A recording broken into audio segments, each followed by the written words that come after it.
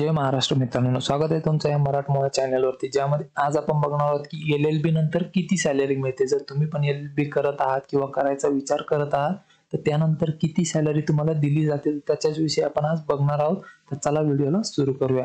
बघा, जर तुम्ही LLB करत आहात तर त्यानंतर तुम्हाला जवळपास जे पॅकेज असते ॲव्हरेज पॅकेज तर ते 2 लाखांपासून 5 लाखांपर्यंतचं पॅकेज तुम्हाला पर इयर साठी दिलं जातं। म्हणजे जर तुमच्याकडे समजा बघा, आता यामध्ये काही गोष्टी आहेत की जर तुमच्याकडे एक्सपिरियन्स असेल तर याच्यापेक्षा जास्त तुम्हाला पॅकेज दिलं जातं।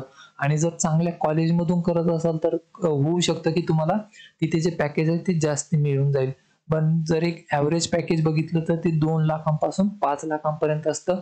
आणि बघा, काही जे लॉ फर्म्स आहेत ते तुम्हाला चांगलं पॅकेज देतात। त्यापैकी मग आहेत अमर्चंद अँड मंगलदास, हे लॉ फर्म आहे, यामध्ये तुम्हाला चांगलं पॅकेज दिलं जातं। त्यामध्ये खैतान अँड कंपनी हे पण चांगलं आहे। त्यानंतर ट्रेड ईगल असतं, त्यामध्ये पण तुम्ही जाऊ शकता, किंवा लुथरा अँड लुथरा कंपनी आहे तिथे पण तुम्ही जाऊ शकता, किंवा करंजवाला अँड कंपनी आहे इथे पण तुम्ही चांगलं पॅकेज मिळवू शकता, किंवा ध्रुवा ॲडवायझर्स आहे, जे सागर्स असोसिएट्स आहेत यामध्ये तुम्ही जाऊ शकता, इथे तुम्हाला चांगलं पॅकेज दिलं जाईल। पण जर एक आपण ॲव्हरेज पॅकेज बघितलं LLB साठी ते असतं 2 ते 5 लाखांचं पर इयर साठी। आणि याच्या रिलेटेड काही डाऊट किंवा क्वेश्चन असेल तर नक्की कमेंटमध्ये मला कळवा, मी तिथे तुम्हाला रिप्लाय देऊन टाकेल।